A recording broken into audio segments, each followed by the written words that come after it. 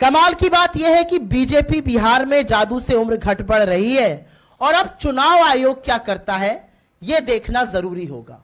लेकिन आगे बढ़ने से पहले एक चीज आपको पुनः याद दिला दूं, 1995 में तारापुर में हत्याकांड हुआ था, ये भी उसमें संलग्न थे और इन्होंने रिटन में एफिडेविट देकर बोला था कि 1995 में ये मात्र 15 वर्ष के थे, ये नाबालिग थे और इसी आधार पर इनको बेल मिली थी।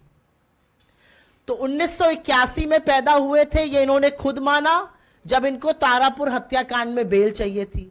1968 के हो गए जब इनको चुनावी एफिडेविट भरना था, 1968 में पैदा हो गए। उस दौरान उन्होंने लिखित में यह भी दिया था कि राकेश कुमार सम्राट चौधरी के बड़े भाई Rohit Kumar Birla institute of technology में पढ़ रहे थे। 1999 में उनकी उम्र 22 साल थी, ये उनसे छोटे थे, तो ये 25 के कैसे थे 1999 में? ये जो गुत्थी है ये महामानव और उनके सम्राट ही सुलझा सकते हैं। और जैसा कि मैंने कहा 2010 के हलफनामे में उन्होंने अपने आप को 28 साल का बताया था। तो आप में से कोई भी हाथ उठाकर यह बता दे कि अगर आप 2010 में 28 साल के थे तो 15 साल बाद तो आप 43 या 44 के ही होंगे। या ये कौन सा जादू है कि 2010 के हलफनामे में 28 का व्यक्ति 2025 के हलफनामे में 56 का हो जाता है और चुनाव आयोग आंखों पे पट्टी बांधकर चुपचाप सो रहा है। लेकिन यह सिर्फ सम्राट चौधरी की बात नहीं और यही मूल मुद्दा इस प्रेस कॉन्फ्रेंस का है। यह सम्राट चौधरी के फर्जीनामे की बात नहीं है, फर्जीवाड़े की बात नहीं है, ठगी की बात नहीं है। यह नरेंद्र मोदी और अमित शाह की ब्रांड ऑफ पॉलिटिक्स, उनकी राजनीति, उनका फर्जीवाड़ा, उनका झूठ, उनकी धोखेधड़ी, उनकी ठगी का परिचायक है।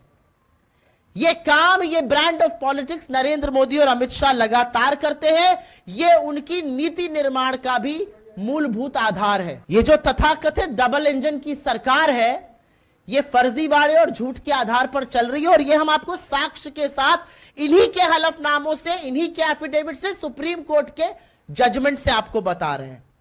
बिहार जो तप और तर्पण और त्याग तपस्या की भूमि है, बिहार जिसकी दुनिया में ख्याति ईमानदारी, कर्मठता, ज्ञान को लेकर है, वहां पर इस तरह का फर्जीनामा, फर्जीवाड़ा नरेंद्र मोदी और अमित शाह के सिपा सालार सम्राट चौधरी कर रहे हैं। और सारा झूठ जानते हुए भी नरेंद्र मोदी और अमित शाह ने अपनी आंखों पर पट्टी बांधी हुई है, मोटी चमड़ी कर ली है और मुंह में दही जमाए हुए हैं। इस पर कोई कार्रवाई नहीं की जा रही है। मैं आपसे पूछना चाहती हूं, अगर एक आम आदमी अपनी उम्र को 1 या 2 साल भी इधर उधर कर दे तो क्या एक्शन होगा प्रशासन का उसके खिलाफ? क्या करेगी सरकार? क्या करेगी यूनिवर्सिटी? क्या उसको नौकरी मिलेगी? क्या उसकी नौकरी बरकरार रहेगी? नहीं रहेगी।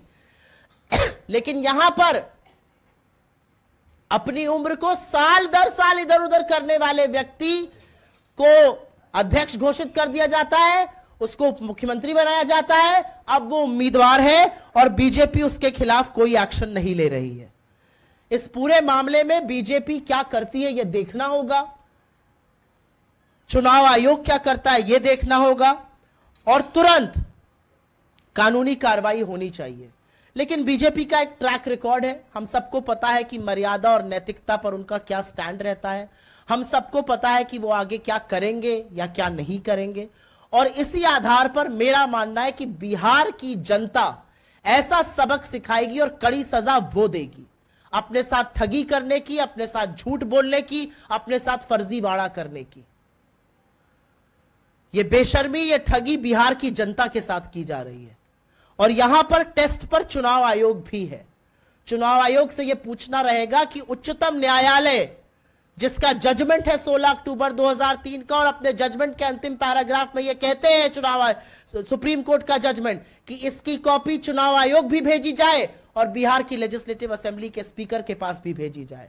यह सब जानते हुए चुनाव आयोग यह फर्जीवाड़ा कैसे होने दे रहा है, नरेंद्र मोदी और अमित शाह ये ठगी, ये धोखाधड़ी, ये झूठ कैसे पनपने दे रहे हैं, सवाल इन बातों का।